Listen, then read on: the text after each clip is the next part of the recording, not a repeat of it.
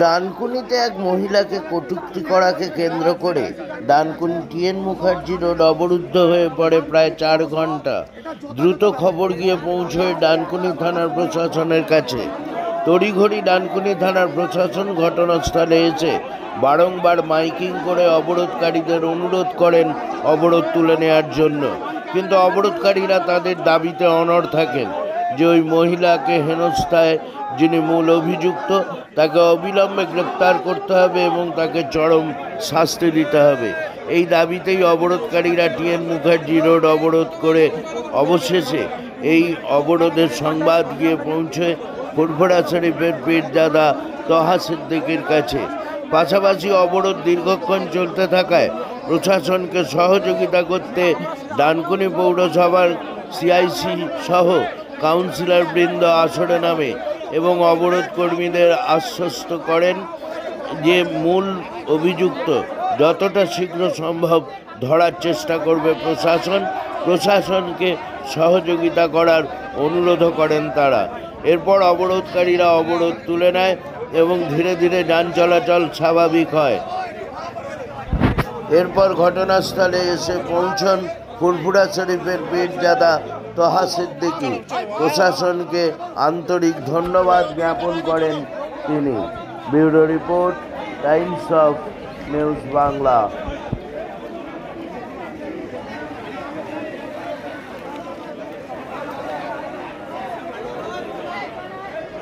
ঈদের রাত, পবিত্র ঈদের রাতে আমি একটু ফ্যামিলি গেছিলাম মেদিনীপুরে, কলাঘাটে খেতে বসবো, হাতটাও ধুয়ে ফেলেছি। এমন সময় এই এলাকা থেকে বহুত ফোন গেল, আমাদের কল্লোল ফোন করলো, সুবীর ফোন করেছে। বিশেষ করে এলাকার প্রশাসনের মানুষ যারা শান্তি চায় বাংলার, তারাও ফোন করেছে। এখানে একটা নাকি অটো যাচ্ছিল, অটোতে একটা মহিলা ছিল আর একজন অটো চালক ছিল। তাকে একটা দুটো ছেলে, মানে একটা ছেলে তাকে একটু টর্চার করেছে। এটা খুব নিন্দনীয় ঘটনা, মানে এটা আশা করা যায় না। বিশেষ করে এই বাংলায় আমরা এই ধরনের জিনিস আশা করতে পারি না। বাংলার বাইরে এইসব জিনিস আশা কেন হচ্ছে আমরা দেখছি। কেন বাংলার প্রশাসন ও কোনো দল দেখে নেই, কোনো জাত দেখে নেই, যে অন্যায় করে তা অন্যায় শাস্তি করে। সেটাকে কেন্দ্রীয় করে কয়েক ঘন্টা এখানে পথ অবরোধ করেছিল। তা আমাকে চণ্ডীতলা থানার ওসি, আমার খুব প্রিয় মানুষ, উনি ফোন করলেন, হুজুর এই ব্যাপার। আমি মাইকের মারফতে বললাম, দেখেন যেটা ঘটনা ঘটেছে, চণ্ডীতলা থানার ওসি এবং আমাদের ইনি আছেন, হ্যাঁ ডানকুনি থানার আইসি আছেন,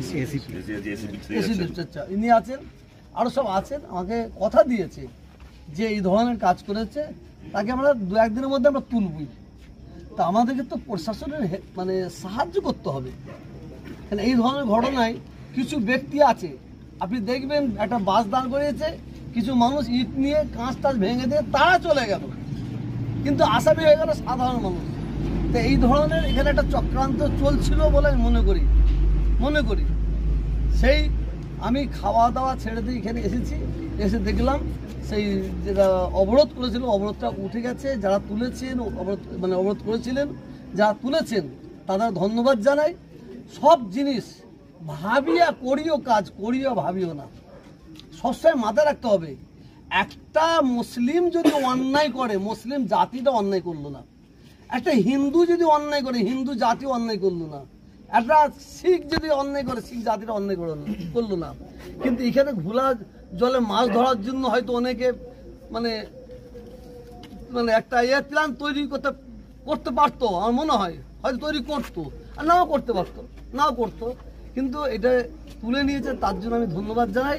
এবং আমি যারা প্রশাসনের ব্যক্তি আছেন তাদের বলবো দ্রুত যাতে ওই ব্যক্তিকে ধরে শাস্তি দেওয়া হয়, সেই শাস্তির জন্য আমি আবেদন করছি।